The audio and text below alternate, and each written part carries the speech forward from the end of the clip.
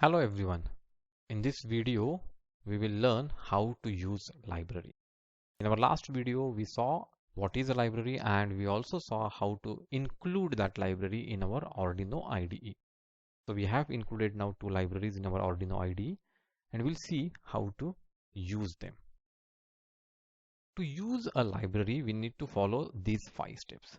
First, add library to our machine, which we have already done. We had got the .zip files in our computer and we had unzipped them to get the library folder. So this one is one-time action which we have done.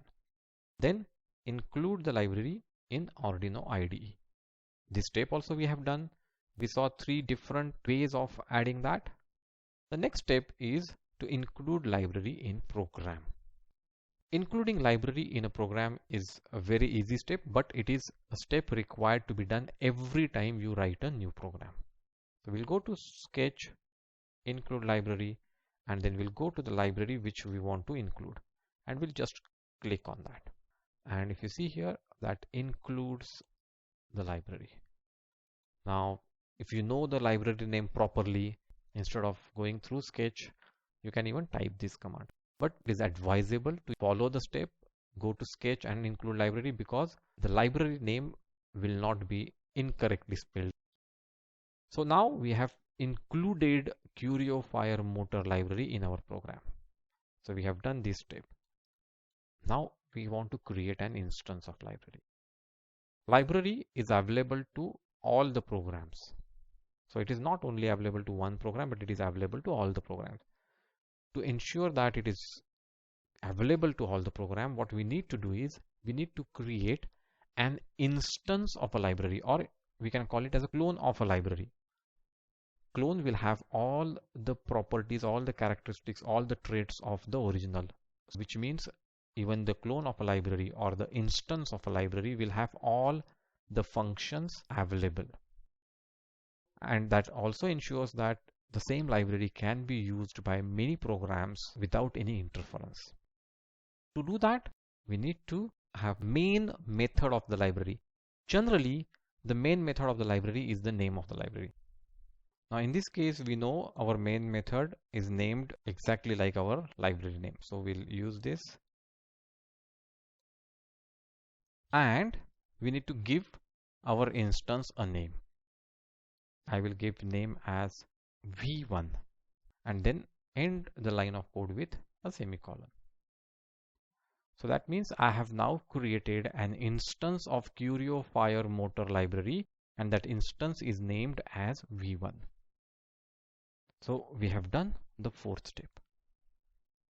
And now the 5th step is using the library methods, using the commands which are part of that library.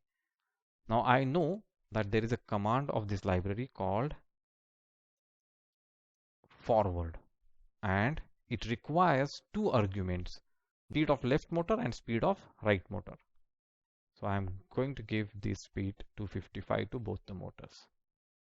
So I want to use this method or this command from the library. I cannot directly use this as it is because Arduino does not know what is forward, because it is not an Arduino command. So we need to tell Arduino that this belongs to the Curio Fire Motor library so that Arduino can seek the action when we call this command. To do that, what we do is we prefix the command name with the name of the instance. We have prefixed the method name, which is forward, or the command name forward, with the name of the instance and then given a dot, v1 dot forward. Because of this, now Arduino knows that this forward command belongs to this v1 instance, and this v1 instance belongs to this Curio Fire Motor library.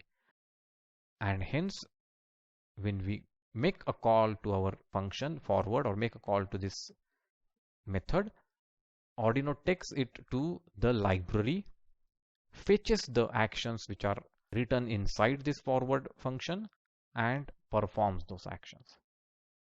Obviously at the end we have to give the semicolon. So we talked about 5 steps to use library. First, add library to our machine, one time step. copying the library into your machine in case it is a .zip library. In case it is not a .zip library, we don't need to do this step. Second step, include the library in Arduino IDE. We saw there are many ways of doing this. We saw those in our last video. Third step, include library in the program. It's easy. We need to go to Sketch, include library, select the library we want to include, and then it gets included with this command. So it includes the .h file of the library.